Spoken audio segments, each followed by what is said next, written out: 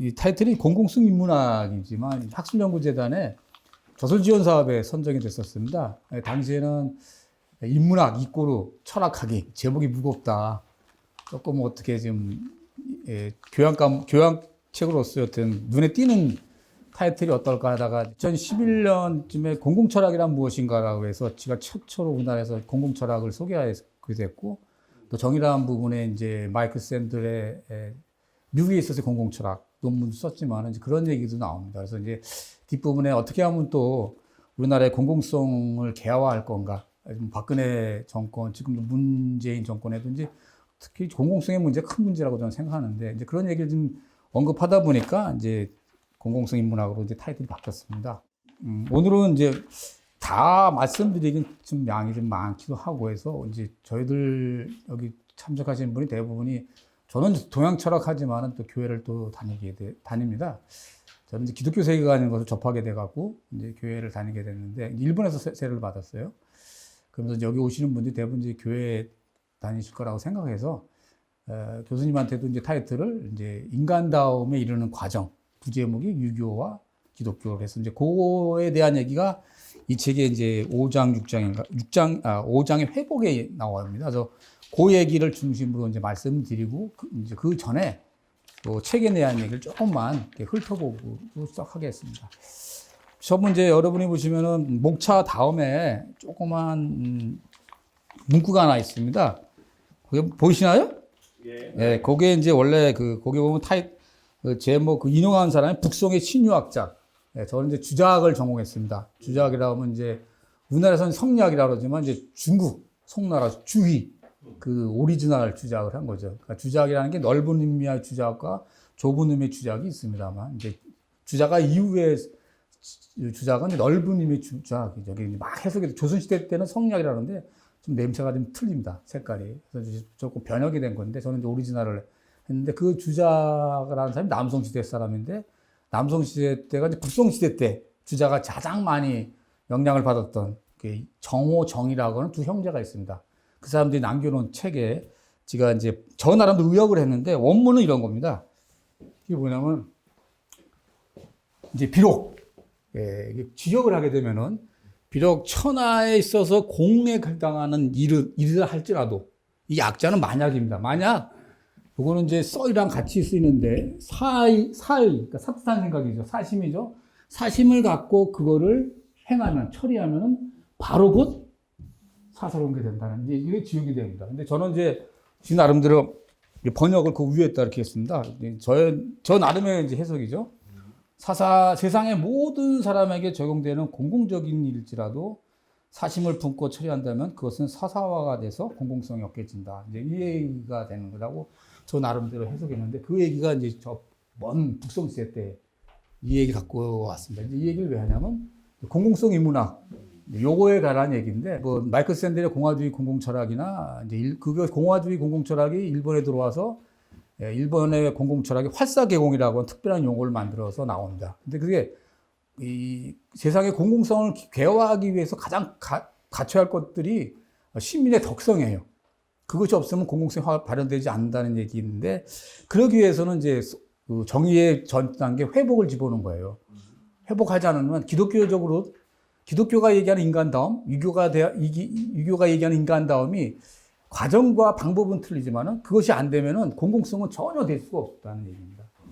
우리가 이제 박근혜 씨도 마찬가지고 문재인도 마찬가지라고 생각합니다. 이제 그런 것들에 대한 얘기가 하고 싶었죠. 그렇기 때문에 오늘은 일단은 회복에 대한 얘기를 하겠지만은 이런 마음이 있었다 하는 것들을 일단 말씀드리고 시작하도록 하겠습니다. 이제 여러분들이 이제 보면 이제 프롤로그에 17쪽에 보면은 지가 나름대로 이제 1장부터 조금 설명했었습니다. 사실 이건 제 주제가 있습니다. 사랑, 처음에는 이제 지혜, 그다음에 만남, 뭐 사랑, 뭐 정의, 뭐 이렇게 5가지 주제를 가지고 이제 연결되는데 이제 연결성이 없는 것 같은데 먼저 이게 왜 주제를 이렇게 정했냐면 제가 사실은 2011년에 그것도 이제 한국영지재단의 그 프로젝트를 했었습니다. 3년짜리. 이게 뭐냐면은 21세기 교정 창출을 위한 그래서 부제목이 공공철학, 유교, 기독교를 중심으로. 근데 그게 됐어요. 그게 뭐냐면 이제 교도소에 있는 분들을 위한 그 교정교화를 인문학으로 하고 싶은 마음이 있어갖고 했었는데 프로젝트가 됐어요. 그래서 그래갖고 이제 1년 동안은 연구 논문을 발표해서 이제 1년 연장이 돼 이제 계속 평가를 받지 않습니다. 그래서 2년째가 되면서 제가 연구 계획을 조금 변형을 했습니다. 왜냐하면 현장에 가서 제가 해야 되고 싶은 마음이 있어서 이제 변경을 하고 나서 이제 저희 이제 수도원에 살기 때문에 하루 갈 수 있는 여건이 영역이 있으니까 수도권과 강원도권과 충청도권의 교도소에 다 전화를 했습니다. 제가 이런 사람인데 고정 교화를 위해서 인문학 강의를 하고 싶습니다. 근데 그 당시에 다들 빠끄방했어요. 오지 마십시오. 저희들은 필요 없습니다. 현장에 가서 취업을 해야 되고 이런 거 중요하니까.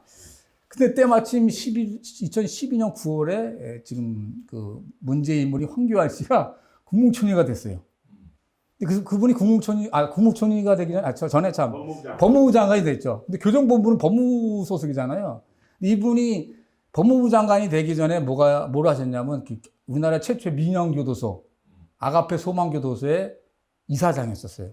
자기 나름대로 거기는 이제 회복적 정의라고 하는 거 갖고 이제 교정교화를 하는데 그게 이제 효과가 컸던 거죠. 그러면서 이제 제가 법무부 장관이 되면서 이제부터는 모든 교수 인성교육을 강화하라. 이렇게 뚝 떨어지니까 현장에서 안 할 수가 없잖아요. 근데 이제는 없지 않습니까? 그때 마침 이제 영월교도소에 있는 그 당시 담당자가 지 전화번호를 알아갖고 연락이 온 거예요. 그때부터 제가 이제 교정 인문에 관심이 있어서 강의를 하기 시작했어요. 벌써 10년 가까이 돼서 이제 그 당시에 영월교도소는 지금도 갑니다. 요새 이제 코로나 때문에 못 가는데 영월교도소, 개방교도, 천안 막 그러고 법무연수원까지 가서 초청받고 하면서 이제 그분들하고 이제 강의를 하면서 뭐 오늘 형을 받고 와서 봤던 사람도 있어요. 이제 사람을 죽여갖고 20년 받는 사람들, 뭐 살인해서 5년, 뭐 경제사범 이런 사람들 다 강의하면서 앙케이트를 했었어요. 그래서 나온 타이틀입니다. 이게 주제가 5개가. 그래서 혹자는 그 교도소 담장 안에 있는 사람들의 관심이 아니냐. 그럴 수 있다 생각해갖고 긍정심리학을 관심을 받아갖고 긍정 심리학에 대한 책을 읽어보니까 그들이 끄집어내는 덕목이 같은 게 많아요. 그러니까 적적점이 있었던 거죠. 그러다 보니까 뭐 교도소에 담장 안 받건 상관없지 같은 주제겠다 생각해서 주제 5개를 정했습니다. 그래서 이제 저 새끼를 정했고 첫 번째 일장은 인문학이 뭔가에 대한 얘기를 시작되는데 인문학이 휴마니타스 않습니까? 근데 휴마니타스라는 이제 대학도 있죠. 이제 경희대학에. 근데 휴마니타스라는 말이 킥으로 시작되는데 그 말의 뿌리가 파이데니아라고 하는 말이 시작됩니다. 근데 파이데니아라는 말이 플라톤의 국가론, 동굴의 비유에 나와요. 네. 근데 동굴의 비유에 나오는 이제 플라톤의 거기에 보면 우리 인간은 다 죄수기 때문에 참된 진리를 볼 수 없다는 얘기지 않습니까? 이 현실은 가짜라고 생각하는 거죠. 그러니까 그 진짜 이 선의 이데아를 보기 위해서는 이성을 통해서 봐야 되는데 현실의 가짜에서 이성을 통해서 선의 이데아를 보려고 하는 그 과정에서 파이데니아라는 말이 나타나는 거죠. 그런 건 뭐냐면 우리 인간의 영혼을 계몽해서 선의 이데아를 보게 한다는 그 과정에서 나온다는 거죠. 그러니까 어떻게 보면 미성숙한 것에서 성숙으로 아니면 불완전해서 완전함을 추구하는 과정에 나타나는 것이 파이데니아라는 거죠. 휴머니타스도 인간에 대한 인간학이잖아요. 인문학이잖아요. 그러니까 어떻게 보면 그걸 이제 적용하면 인간의 어떤 완성을 추구하려고 하는 것이 인문학이라고 하는 것을 이제 정의를 하면서 인문학으로. 그래서 파이데니아 역견이 되죠. 그러니까 어떻게 보면 휴머니타스는 인간에 대한 인문학이지만 어떤 온전한 인간에 향하는 과정, 그런 열정이라는 것을 이제 정의를 하면서 철학에 대한 개념도 한번 어원을 해봤어요. 근데 필라소피아라고 하는 말인데 애지지 않습니까? 근데 그거를 우리가 필라소피아를 우리가 보통 철학이라고 얘기하는데 그걸 번역한 사람 니시야마네라고 하는 사람입니다. 일본에. 그 사람이 어떤 시대 사람이냐면 에도 시대와 메지 시대를 다 거쳤던 사람이에요. 에도 시대 때에서 메지 넘어갈 당시 사람이 40세였었어요. 그러니까 젊은 시대 때는 에도 시대 사람이었죠. 그 에도 시대 때는 뭡니까? 주자학입니다. 그러니까 이 사람이 네덜란드에 가서 필라소피라는 말을 보고 번역을 해야 되지 않습니까? 그러니까 이 사람이 갖고 있는 소양은 주자학적 소양이에요. 그 사람이 이제 철학이라는 번역을 어떻게 했냐면은 어떤 책을 갖고 왔냐면 아까 얘기한 북송 시대 때 이정 형제와 같은 시대의 동료 같은 북송 시대 때는 지역사회입니다. 네트워크로 시작된 건데 그 주작은 저 후안 지방에 컨츄리 학문이 이제 중앙을 접어온 건데, 같은 시대 때 북송 시대 때 주점돈, 태국도서라는 말 들어보셨습니까? 그 주돈이라고 하는 사람의 통서라는 책이 있어요. 그 40장짜리인데 개념서입니다. 거기에 보면 지학, 논어에 나오는 학의 뜻을 든다라고 말을 풀이한 글에 무슨 말이 나오냐면, 요거는 이제 시자입니다. 희망. 간구하다라는 의미 있죠. 간구하다는 게 굉장히 강하지 않습니까? 열정이 있고. 이게 성인입니다. 성인은 하늘을 간구하는 거. 천일아비 사상 있잖아요. 동양은 천일아비 사상이니까 어떻게 하면 하늘과 내가 하나가 될 건가 온전하게 되는 거죠. 그 다음에 현은 어지련자. 성인보다 랭크가 떨어져 있는 사람이죠. 그 현이는 또 자기보다 하나 윗단계는 성인이 되려고 간구하는 거예요. 또 우리 같은 독서 지식인들은 또 한 단계 위인 어린 사람을 되려고 간구한다는 겁니다. 요 희자를 갖고 와요. 그래서 맨 처음에는 현학이 됩니다. 철학이란 말이 말로 나온 게 아니에요. 현학을 강구한다고 하는 거 철학. 그러다가 이제 이게 바뀌어서 철학이 된 거예요. 철학. 나중에 이 사람이 인용한 게 이겁니다. 그러니까 이 사람이 이걸 안 거죠. 철학도 파이에덴에도 휴마니타스도 온전함을 이루는 열정이 있어야 되거든요. 그래서 철학이라는 것은 이제 좀 어원을 보면은 에로스라고 하는 말, 그러니까 에로스란 말로 해야 되는데, 에로스는 이제 플라톤의 향연에 나오거든요. 그것은 이제 지혜로운 사람인데 뭐냐면 그 당시에 신들은 지혜에 관심이 없는 거예요. 왜? 자체가 지혜니까.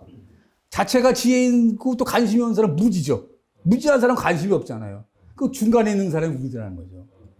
그 우리 철학자는 그 완전함은 진리를 강구하고 알아야 된다는 그게 애지가 그거거든요. 거기에 온전한 것에 추구하는 게 있죠. 거기 열정이 있단 말이에요. 에로스에. 그러니까 이거 휴마니타스 철학합니다. 통하다는 얘기입니다. 지혜기는. 그래서 인문학은 철학학이다. 그렇게 저가 정의된 거죠. 그래서 1장으로 넘어갑니다. 근데 지혜롭다는 것은 결국 우리가 머리로 해야 되잖아요. 그 머리는 지혜잖아요. 그 생각의 실타래를 펼쳐내야 되잖아요. 그래서 저는 그 2장의 지혜에서는 생각을 7개로 나눴습니다. 사실적인 생각, 논리적인 생각, 비판적인 생각, 종합적인 생각, 창의적인 생각, 긍정적인 생각 7가지 했는데 분석적 생각이죠. 근데 생각이 따르국밥이 아니라는 거죠. 창의적이라는 말을 하기 위해서는 창의적인 생각하기 위해서는 뭔가 새로운 걸 만들어야 되잖아요. 그러려면 현실 것을 기존의 것을 어떻게 해야 됩니까? 비판해야 되거든요. 옳고 그름을 따져봐야 됩니다. 비판이라는 것은 옳고 그름을 동시에 그러니까 제가 이 교도소 같은 데서 경험하면 여러분 비판적인 사고가 뭡니까? 다 손 들어서 얘기하면 다 얘기한 게 지적하는 거예요. 남들 잘못한 거. 그러고 나서 제가 씁니다. 이건 뭐예요? 하고. 비난. 그럼 자기가 비난을 했구나. 비판이 한 게 아니라. 그러니까 비판은 옳고 그름을 동시에 생각하는 거잖아요. 그러니까 옳고 그름을 동시에 생각한다는 것은 부정적인 것이 아니라 그러니까 자기의 잘못도 받아들인다는 거잖아요. 그러니까 비판적인 생각하는 것은 겸손해지고 솔직해야 돼요. 다 드러내야 되니까. 그러니까 창의적인 생각하기 전에는 비판적인 생각을 해야 되고, 또 비판적인 생각한다는 것은 자기 생각을 주장하려면 논리적인 생각이 있어야 되잖아요. 그러니까 창의적 생각하기 전에는 비판과 논리적 사고를 해야 나오는 거거든요. 그렇기 때문에 7가지 생각, 왜냐하면 논리적인 것도 주장의 근거는 객관적이어야 되잖아요. 그게 사실적 사고거든요. 그렇게 해서 이제 생각은 7가지가 따로국밥이 아니라 비빔밥이다. 그래서 7가지 다 실타래를 펼쳐야 지혜로운 사람이 될 수 있다. 그럼 이제 마지막 긍정적 사고는 뭐냐면은 남을 타인을 배려하고 받아들이는 거잖아요. 지금 우리는 일적 타자와 많이 살고 있어요.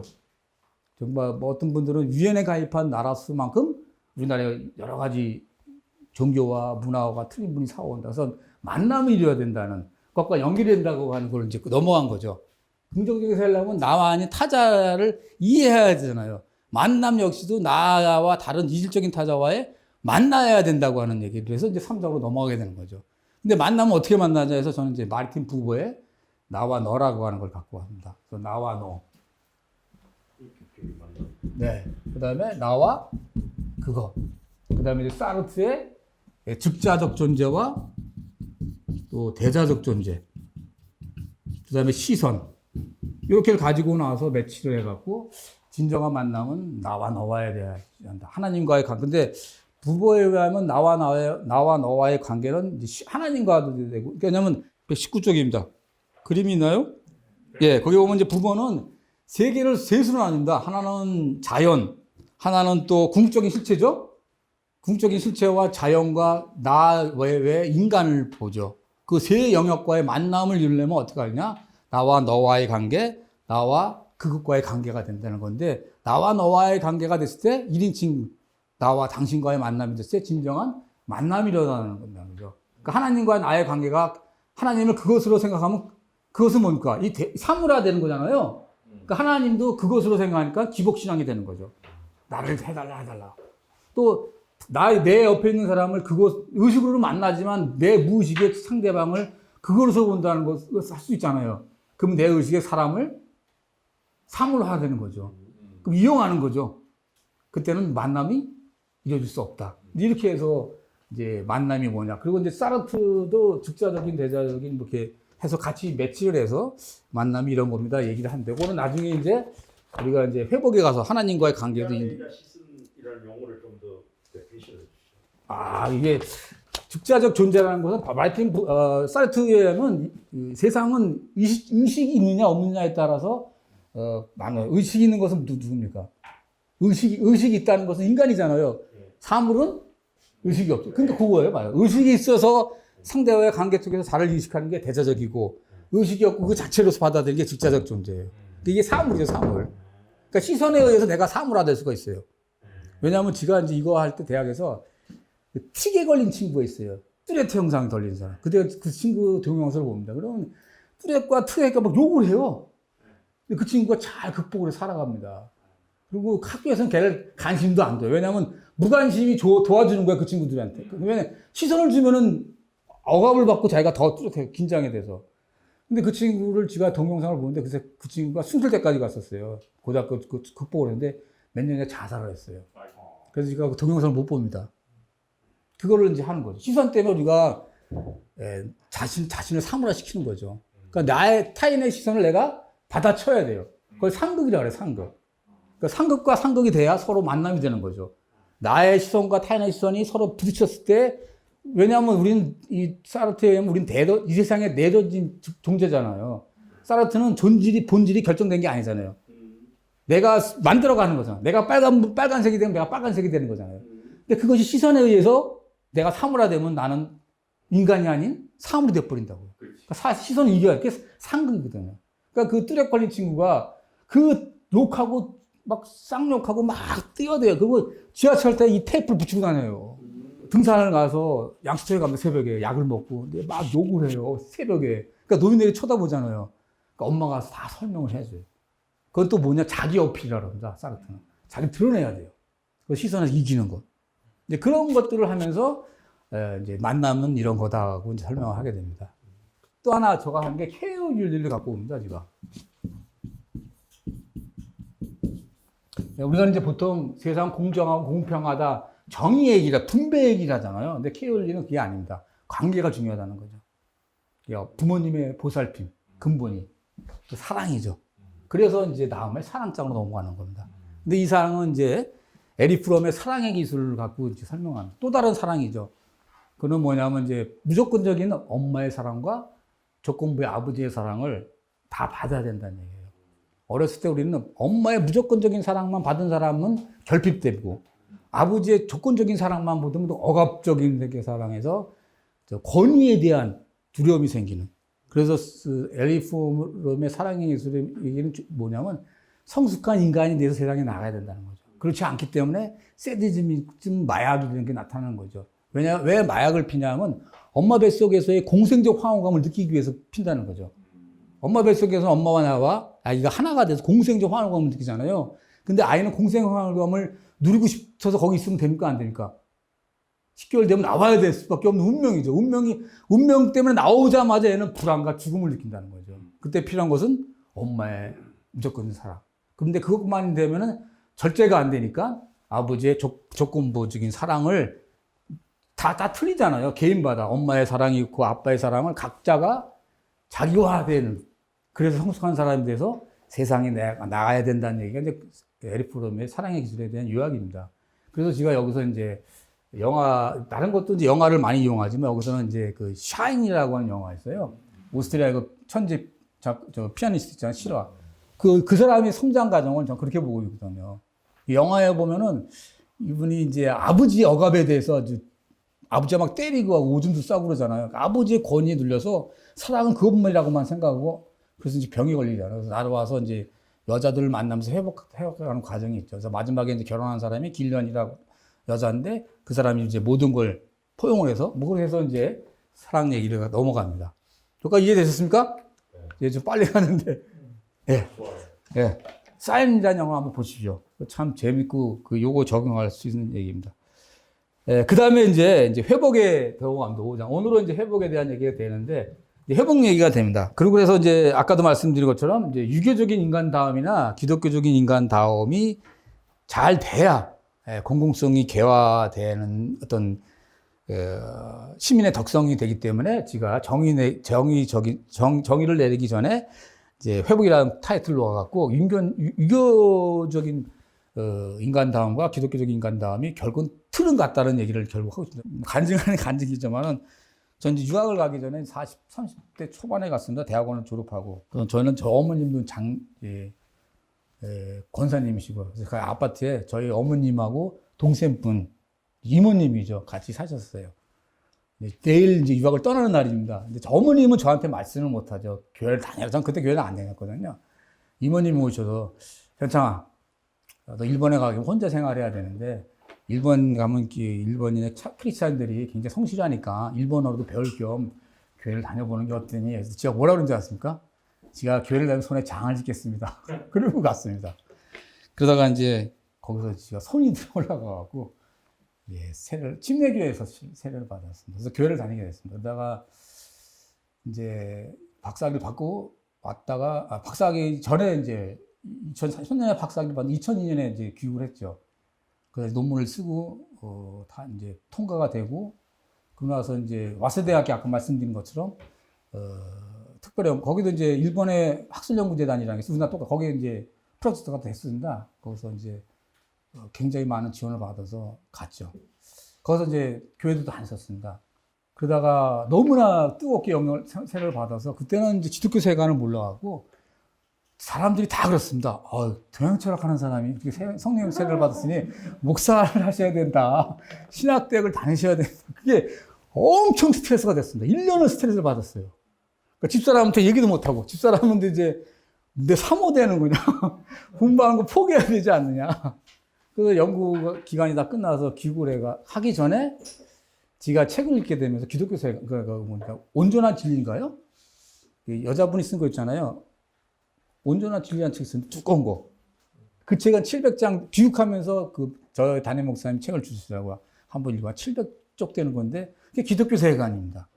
그걸 보고 내가 내가 동양 철학을 하더라도 내가 하는 것에 하나님의 선한 선한 질서를 드러내면 되겠구나. 그러고 나서는 제가 공부를 좀 하려고 마음이 들었었죠. 그러면서 이제 논문도 쓰면서 동양 철학하는 사람들이 잘못 본 거에 대해서 논문도 한번 써보고, 아까 얘기한 실천철학 대학에서도 이기동 교수라는 분이 있어요.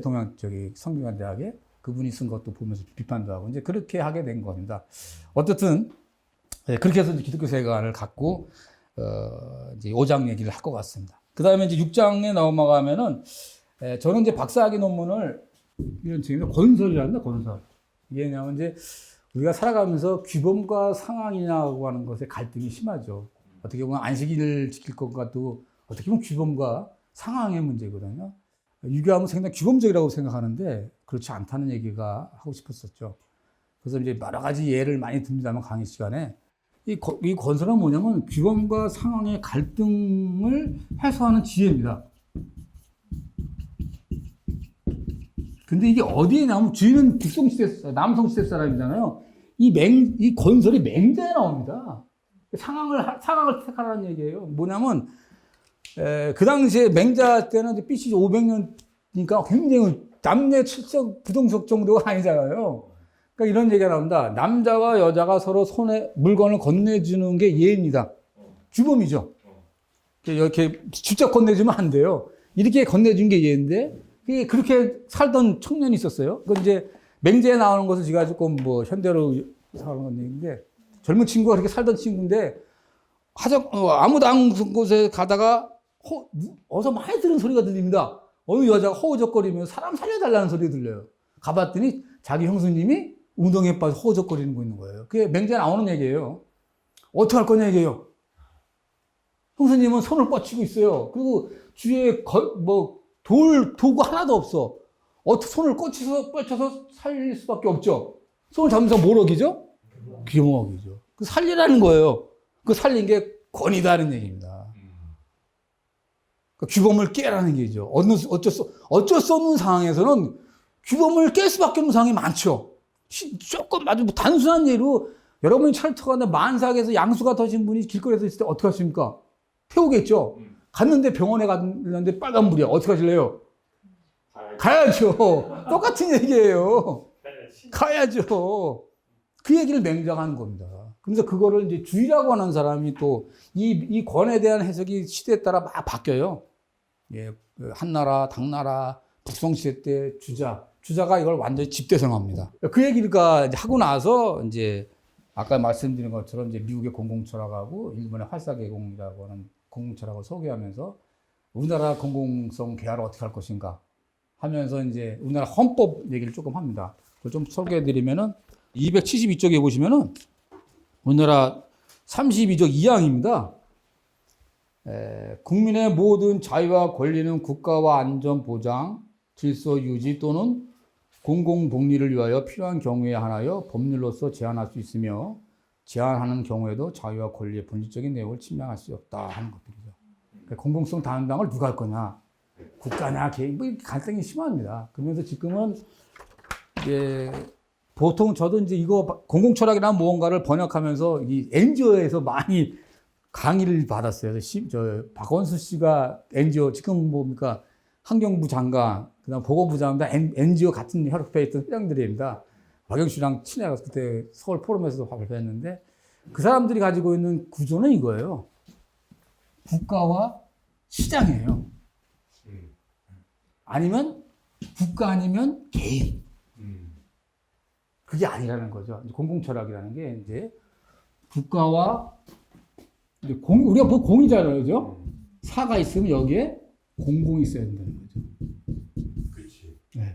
이걸 누가 할 거냐?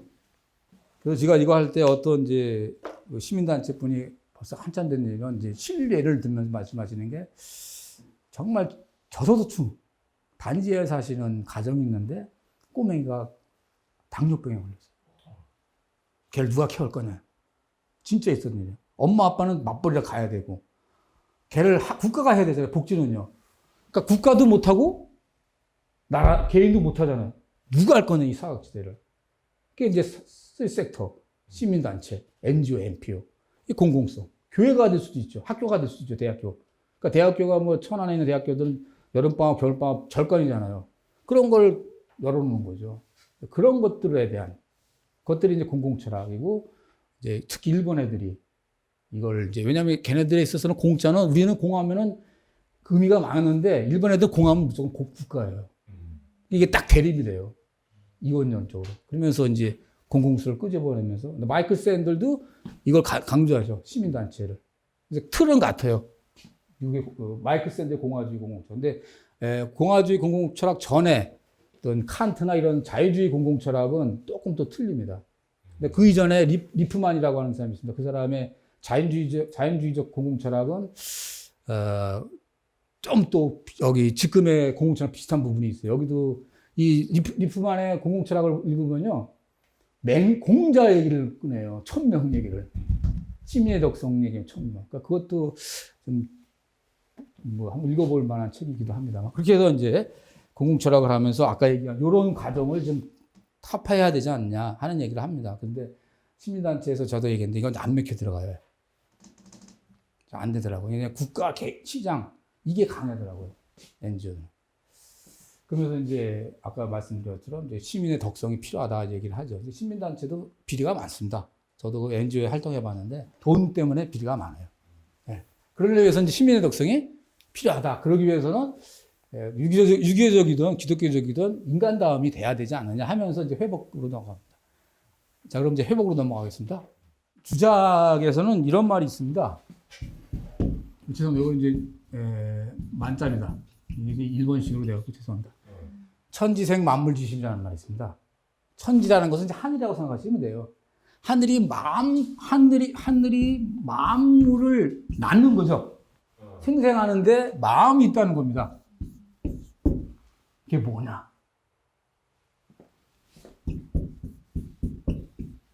인이라는 거예요, 인. 천지가 만물을 생성할 때 지정하는 게 아니라 인을 가지고 생성한다는 거죠. 근데 인은 뭐냐? 논에 인이 뭐냐고 자로가 물어봅니다. 그 공자가 애인이다. 사람을 사랑하는 게 있냐 그래요. 기독교네. 네, 기독교예요. 사람을 사랑하는 게 인이다. 그걸 갖고 천지가 만물을 생성한다. 그 다음에 중용에 천명지휘성이 있습니다.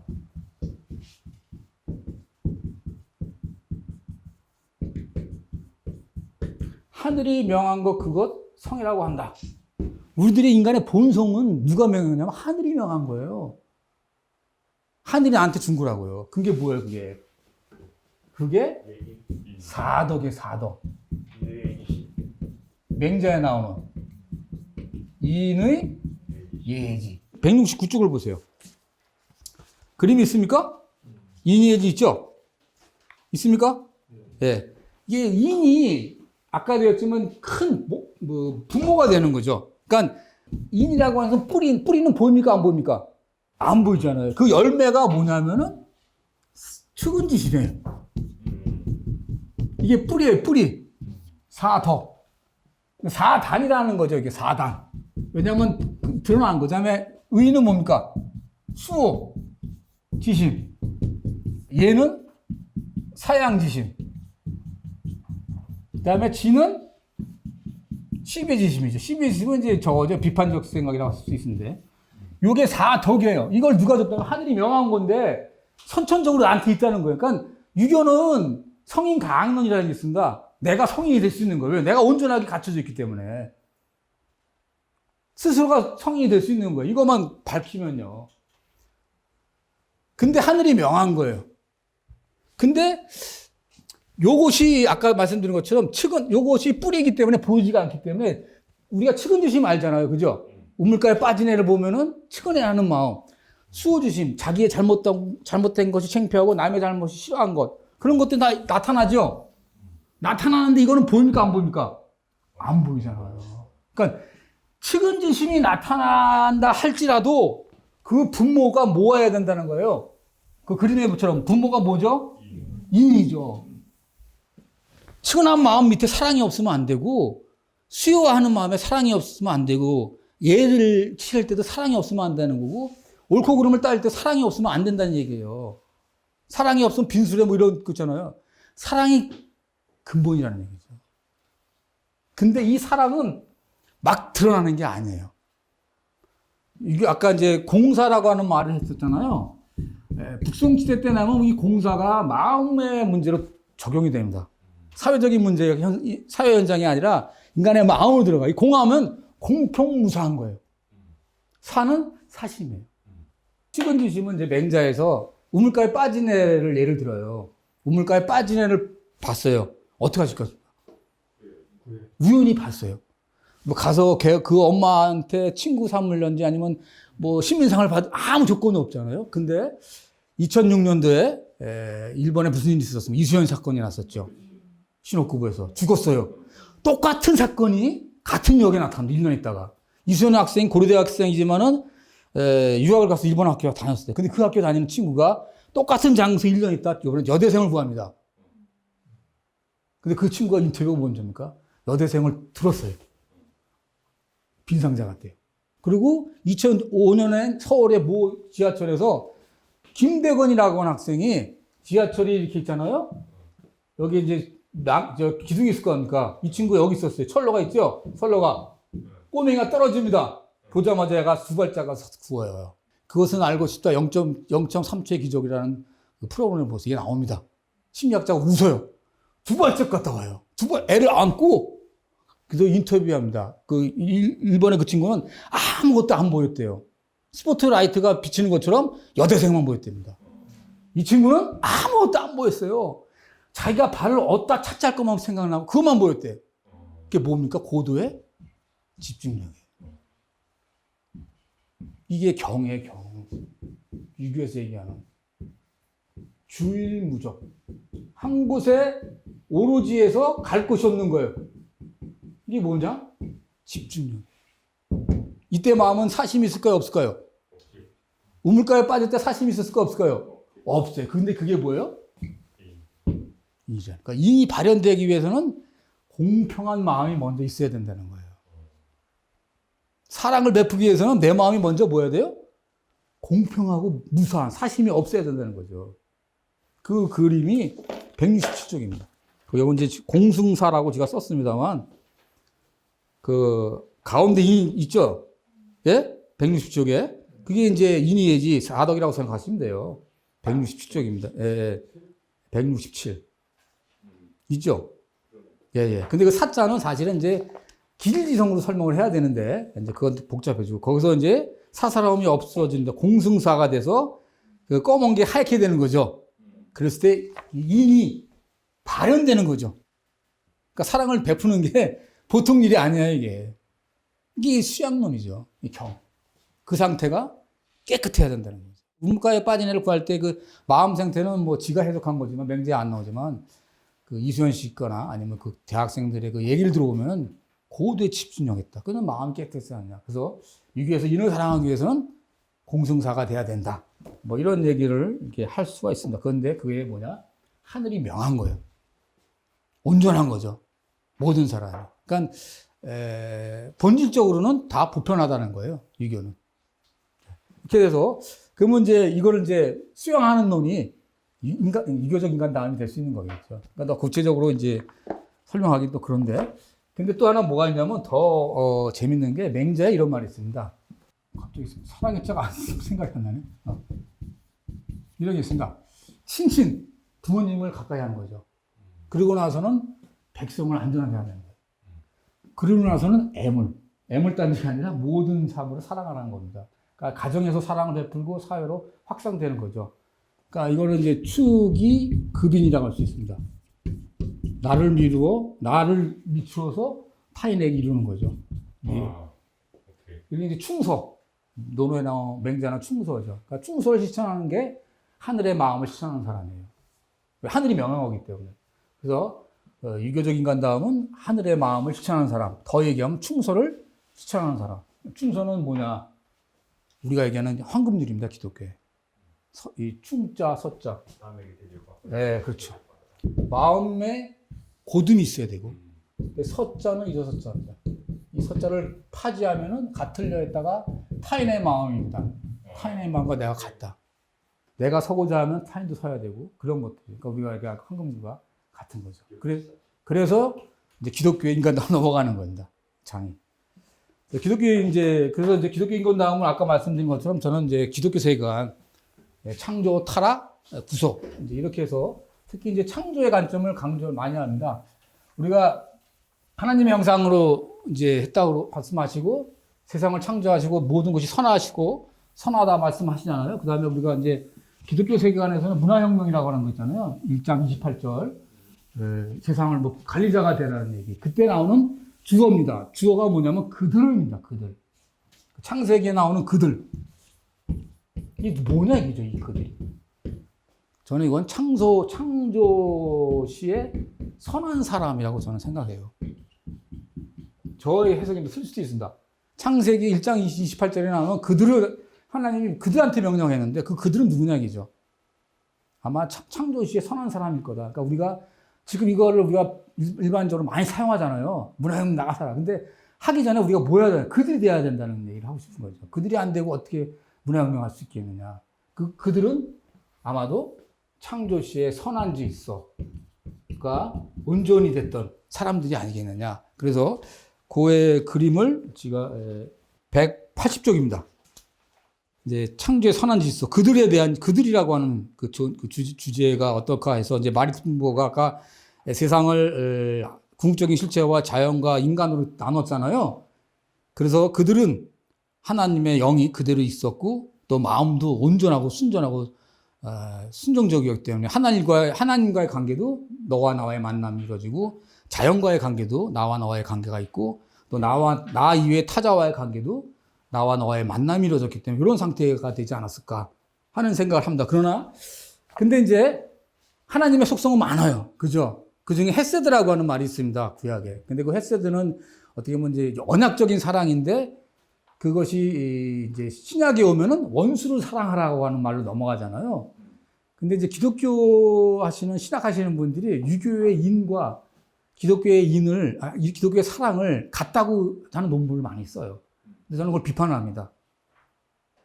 그걸 비판하는데 논어적인 해석을 하게 되면, 논어와 중국의 고전에 나오는 말들을 가지고 특히 주자 해석을 보면은 주자의 관점에서 보면은 원수를 사랑하는 것은 사심이라고 생각합니다.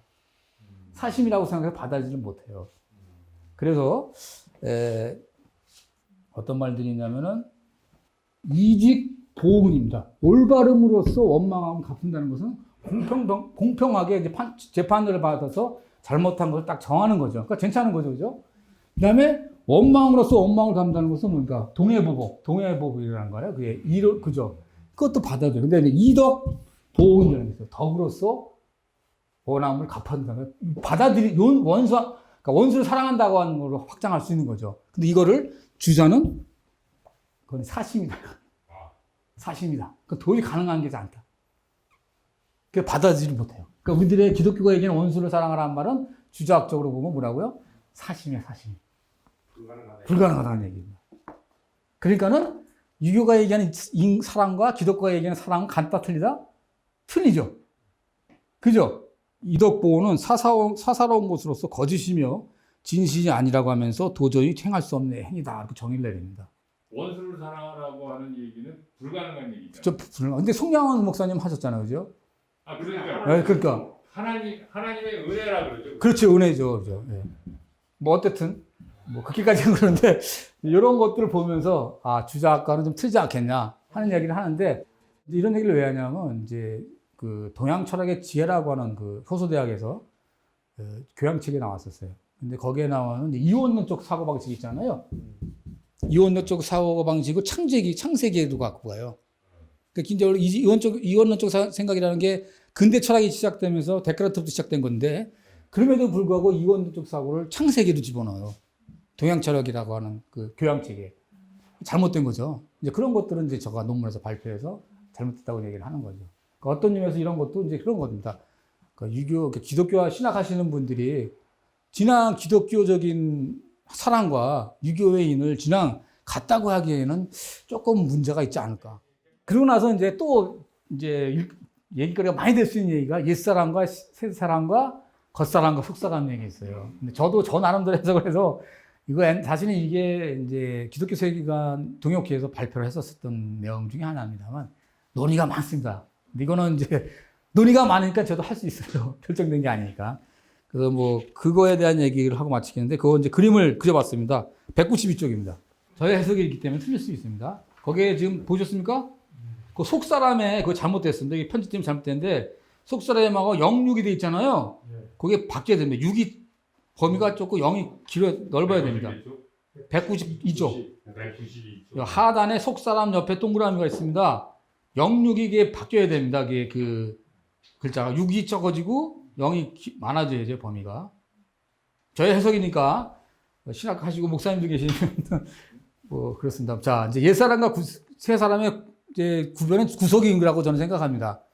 그 다음에 문제입니다. 겉사람과 속사람이 있는데, 우리가 구속받아서 새로운 사람이 되지만은 세상적으로 살아가는 사람이 있잖아요. 그 사람은 이제 겉사람이 아닌가. 그 사람은 06 중에 육적인 생각을 하기 때문에 세속적인 기독교인이고, 그 다음에 속사람은 새 사람에 대해서 계속 영적인 전쟁을 통해서 육보다 영적인 영역으로 가면서 성령에 속한 그리스인이 이렇게 되는 거죠. 그러다가 이제 종말론적 관점에서 온전한 그리스인으로 넘어가는 과정이 되는 거겠죠. 그렇게 해서 이렇게 해줍니다. 그런데 이제 유교에서는 오른쪽에서 보시면은 또 그림이 있죠. 네, 아까도 말씀드린 것처럼 하나님의 영, 창세기에 그들일 수 있습니다. 성인이죠. 온전한 걸 다 발현하는 겁니다. 왜냐하면 마음이 깨끗하니까 거울에 비치는, 그러니까 이런 거죠. 아주 깨끗한 그릇에 100% 순수의 물이 있고 거기에 보석이 있다고 합시다. 그러면은 다 비치겠죠. 근데 누가 딱 치면은 물은 깨끗하지만 동요가 되면은 안에 있는 그 보석은 굴절돼서 보이겠죠. 더 플러스해서 석탄물이 들어가면 더 하죠.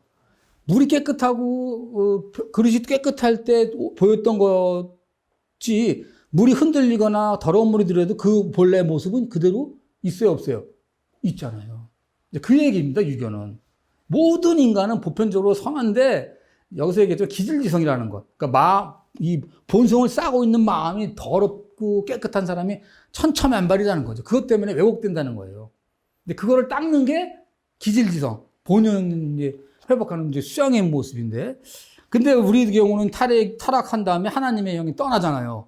그러니까 하나님의 영이 이제 빙계되고, 근데 유교는 그대로 있어요.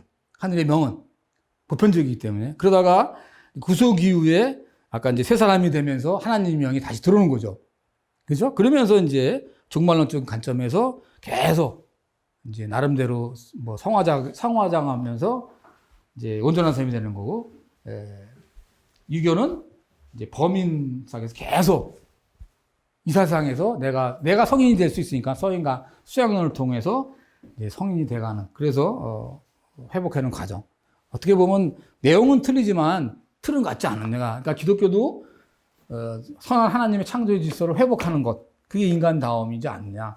유교는 하늘의 명한 성을 회복하는 과정이 성인 가학론이고 그 인간다움인데, 이런 과정을 통했을 때 종교적인 입장은 틀리지만 각각의 영역에서, 아니면 뭐 불교일 수도 있고 아니면 뭐 다른 영역일 수도 있고 공동체 생활일 수도 있고, 요새 또 마을 만들기라고 하는 게 있지 않습니까? 그래서 각각의 공동체 생활에서 거기 나름대로의 수양된 어떤 시민의 덕성을 함양한 사람들이 공공의 영역에 와서 공적인 토의를 했을 때 온전한 대화가 될 거라고, 그랬을 때 모든 영역에서의 공공성이 개화되지 않겠냐.